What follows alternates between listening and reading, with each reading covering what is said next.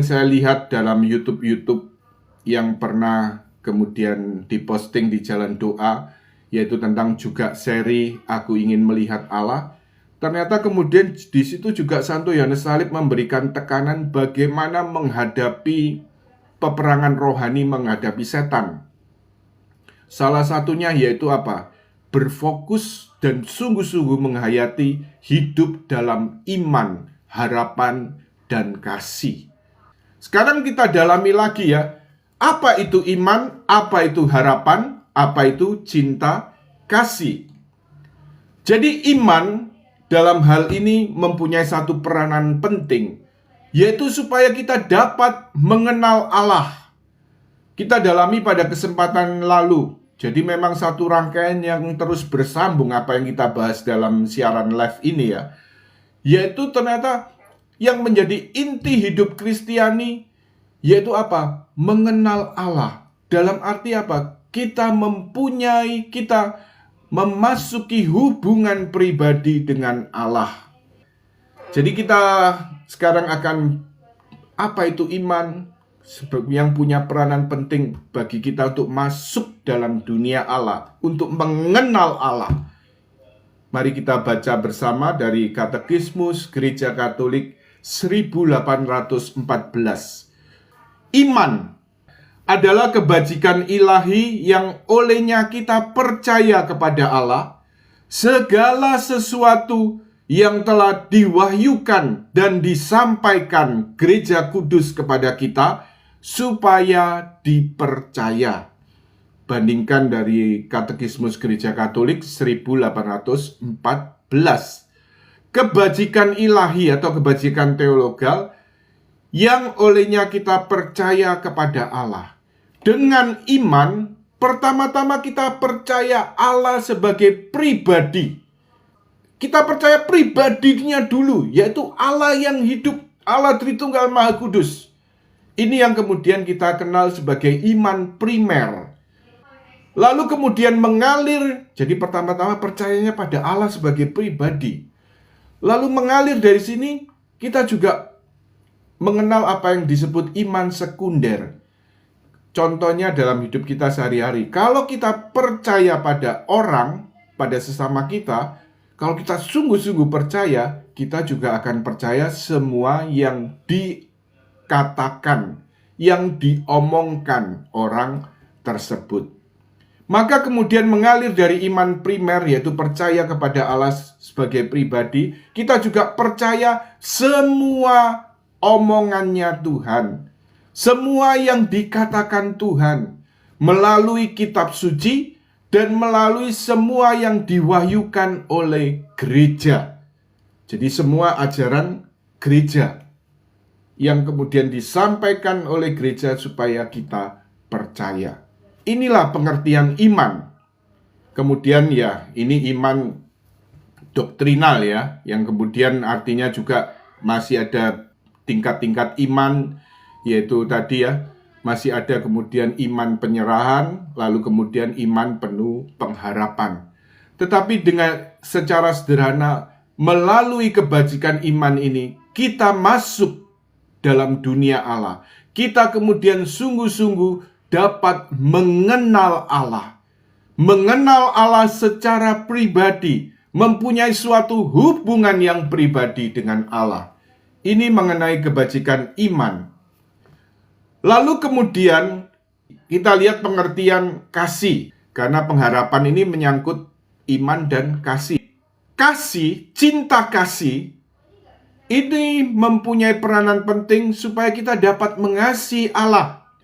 Mari kita lihat bersama, kita pelajari dari pengertian yang diberikan dalam Katekismus Gereja Katolik 1822 mengenai kebajikan kasih. Kebajikan ilahi yang dengannya kita mengasihi Allah di atas segala-galanya demi dirinya sendiri. Dan karena kasih kepada Allah, kita mengasihi sesama seperti mengasihi diri kita sendiri.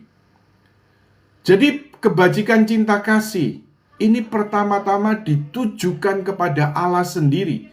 Mengasihi Allah demi dirinya sendiri. Karena pada dasarnya kita diciptakan oleh Allah dan untuk Allah. Suatu yang sangat mendasar bahwa kita diciptakan oleh Allah dan kita dipanggil untuk mengenal dan mengasihi Allah.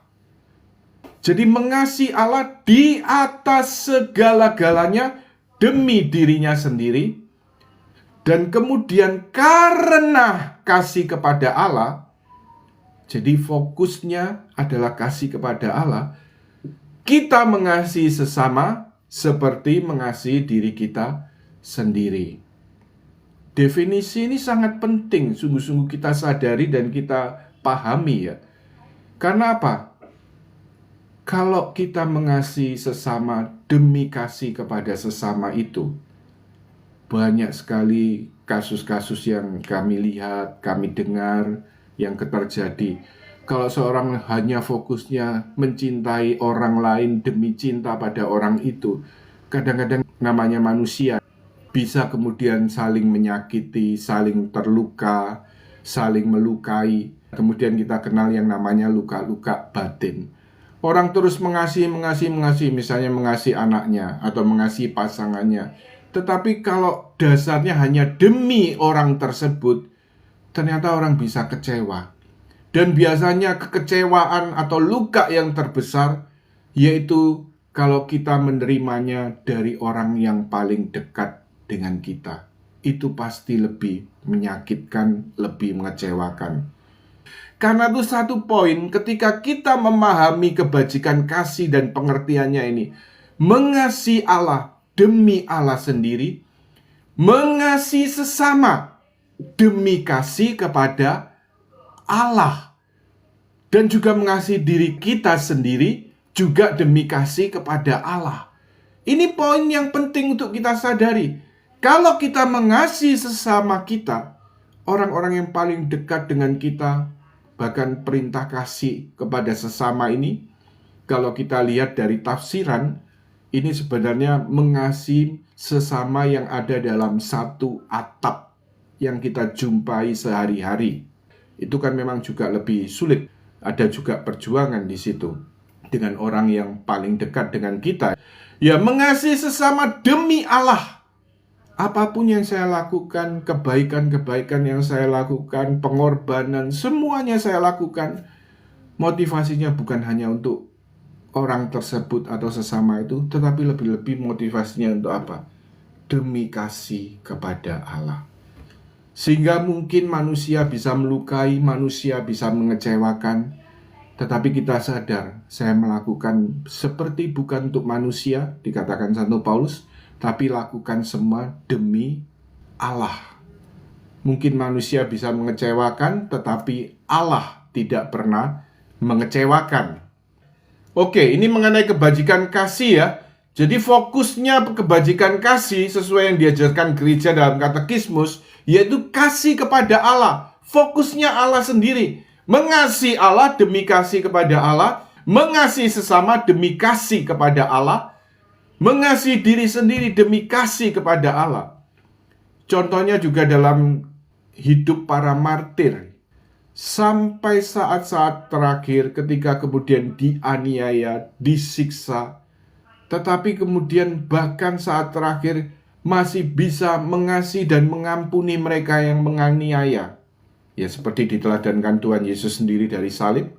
Lalu juga Santo Stefanus, martir yang pertama, ketika dirajam dengan batu, tetapi dia kemudian mengatakan melihat surga terbuka, lalu minta pada Bapa seperti doa Tuhan Yesus di atas salib, ampunilah mereka karena mereka tidak mengerti apa yang mereka perbuat. Dan ini terjadi sepanjang sejarah gereja dalam riwayat hidup para martir dan kisah-kisah kemartiran, yaitu boleh mati dalam kasih. Kasih kepada Allah, kasih kepada sesama. Baik, sekarang kemudian kita dalami kebajikan pengharapan. Jadi peranan utama dari kebajikan pengharapan suatu dorongan atau kerinduan untuk semakin mengenal dan mengasihi Allah. Jadi pengharapan ini fungsinya apa? Seperti mendorong supaya apa? Kita ini semakin dekat dengan Allah, untuk makin mengenal Allah, untuk makin merindukan Allah, untuk semakin mengasihi Allah. Ini peranan kebajikan pengharapan. Sekarang kita dalami bersama apa yang diajarkan gereja dalam Katekismus Gereja Katolik 1817. Kebajikan pengharapan adalah kebajikan ilahi yang olehnya kita merindukan Allah, merindukan kerajaan surga dan kehidupan abadi sebagai kebahagiaan kita dalam pengharapan akan janji-janji Kristus sendiri. Jadi melalui pengharapan, pertama-tama fokus kerinduan kita, yaitu Allah sendiri. Yaitu supaya melalui pengharapan ini kita semakin rindu untuk semakin dekat dengan Allah, semakin mengenal Allah, semakin mengasihi Allah. Lalu kemudian juga merindukan apa? Kerajaan surga, keselamatan dan kehidupan kekal kita, yaitu kebahagiaan kita selama-lamanya bersama Allah. Yaitu kemudian kita berharap pada apa? Janji-janji Kristus sendiri. Seperti dalam Injil dikatakan Yesus, di rumah Bapakku banyak tempat tinggal. Aku pergi untuk menyediakan tempat tinggal bagimu dan aku akan datang untuk menjemputmu. Jadi kita lihat di sini pengharapan ini sangat penting ya. Bahkan memberi kekuatan juga di tengah masalah-masalah hidup, badai kehidupan, di tengah salib-salib kehidupan kita sehari-hari. Dan digambarkan juga dalam teks kitab suci yang lain. Pengharapan ini ibaratnya gambarannya seperti sau atau jangkar. Kemudian fungsinya jangkar ini apa? Kalau kita lihat sebuah kapal besar di tengah badai, di tengah ombak dan angin yang menderu-deru, ombak yang bergelombang dengan besar. Kemudian supaya kapal ini dapat bertahan, jangan sampai dihanyutkan oleh ombak dan badai itu, dan kemudian bisa tersesat dalam hal ini, maka kapal itu punya perlengkapan, yaitu jangkar.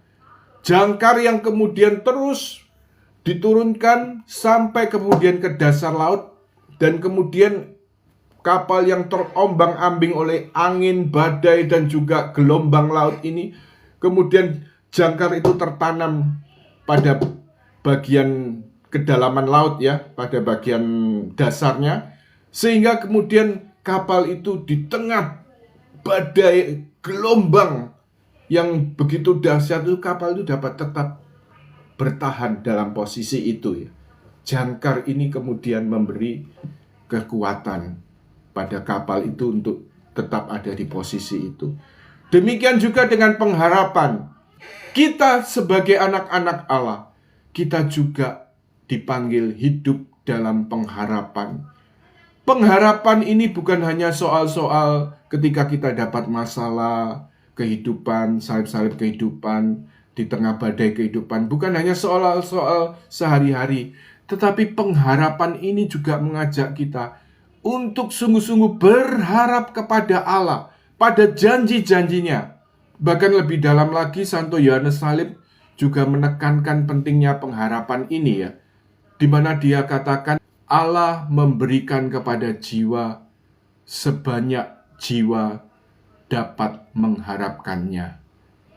Allah memberi tanpa batas, tetapi persoalannya kadang-kadang orang tidak sungguh-sungguh berani berharap dan tidak tahu apa yang diharapkan. Dalam konteks ini, Santo Yohanes Salib berbicara tentang persatuan cinta kasih dengan Allah. Bagaimana kemudian artinya Tuhan dapat memberikan kalau tidak ada orang berani mengharapkan, bahkan tidak tahu tentang apa itu persatuan dengan Allah. Karena itu Santo Yohanes Salib menegaskan, Allah memberikan kepada jiwa sebanyak jiwa dapat mengharapkannya. Jadi pengharapan tadi bukan hanya persoalan hidup dan sebagainya supaya Tuhan menolong, ya tentunya itu bagian hidup kita sehari-hari juga. Tetapi pengharapan ini lebih-lebih artinya apa? Kita berharap merindukan Allah tanpa batas, karena Dia yang sungguh-sungguh Allah yang tidak terbatas. Rindu untuk semakin dekat dengannya, rindu untuk semakin mengenal Dia, rindu untuk semakin mengasihi Dia, rindu untuk semakin bersatu dengannya. Solo Dios basta, yang menjadi semboyan Santa Teresa Avila. Allah saja cukup. Mari dengan iman, harapan, dan cinta kasih, dengan kebajikan teologal yang menghubungkan kita dengan Allah, kita mau fokus 3 hal ini, atau tadi ilustrasinya tripod hidup rohani. Dengan iman, harapan, dan kasih ini, kita mau semakin fokus kepada Allah, semakin mendekat pada Allah, semakin menjalin hubungan persahabatan, hubungan relasi pribadi dengan Allah, untuk makin mengenal Allah, makin mengasihi Allah, dan semakin bersatu dengan Allah.